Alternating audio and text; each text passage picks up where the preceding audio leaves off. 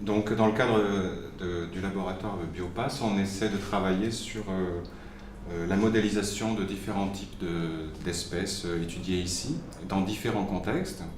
Et donc là, par exemple, il s'agit d'une étude qui s'intéressait à la colonisation du rat noir au Sénégal, mais à un niveau historique, c'est-à-dire sur l'ensemble du Sénégal et sur l'ensemble du siècle qui a été écoulé.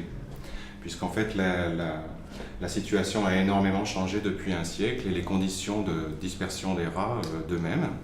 Donc pour ce faire, on utilise des simulateurs qu'on appelle de type multi-agents, dans lesquels on va essayer de représenter, disons comme des sortes de petits robots à l'intérieur de l'ordinateur, les transporteurs humains avec leurs différents types de véhicules, bateaux, trains, camions, qui évoluent au cours du temps et qui se déplacent d'une ville à une autre suivant différents critères, évidemment commerciaux, et le déplacement des rats qui vont monter et descendre de ces véhicules-là au cours du siècle, en fonction d'un certain nombre de critères, et notamment très liés avec le commerce arachidier. Donc ça se présente sous cette forme-là, par exemple. Donc voilà, on a une simulation qui va reproduire les flux commerciaux au Sénégal au cours du siècle au niveau des différents transporteurs, et on voit de temps en temps des rats qui ont réussi à monter dans les camions.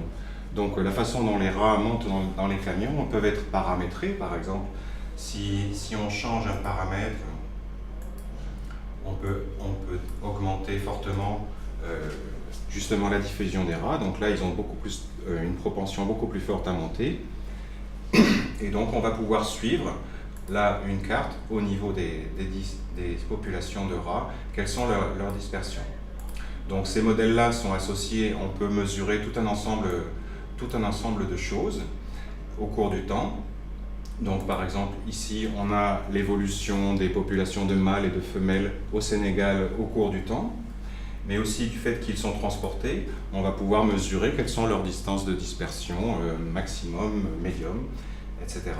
Tous ces petits robots rats, disons, sont caractérisés par un code génétique qui est embarqué dans ces petits robots, et on peut suivre l'évolution génétique de ces populations.